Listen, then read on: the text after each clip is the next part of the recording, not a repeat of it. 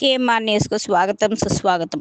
ప్రజాస్వామ్య వ్యవస్థలో ఎన్నికల ప్రక్రియకు ఎంతో ప్రత్యేకత ఉంది. భారతదేశంలో జాతీయ స్థాయి, రాష్ట్ర స్థాయి ఎన్నికలే కాకుండా గ్రామ స్థాయి ఎన్నికలు కూడా ప్రాముఖ్యతను సంతరించుకున్నాయి.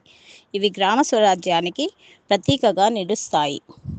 తెలంగాణ రాష్ట్రంలో ఈరోజు తొలి విడత గ్రామ పంచాయతీ ఎన్నికలు జరిగాయి. ఈ సందర్భంగా కామారెడ్డి గిరిజన సంక్షేమ డిగ్రీ కళాశాల విద్యార్థులు చిన్నమల్లారెడ్డి గ్రామంలో ఎన్నికల సర్వేను నిర్వహించారు.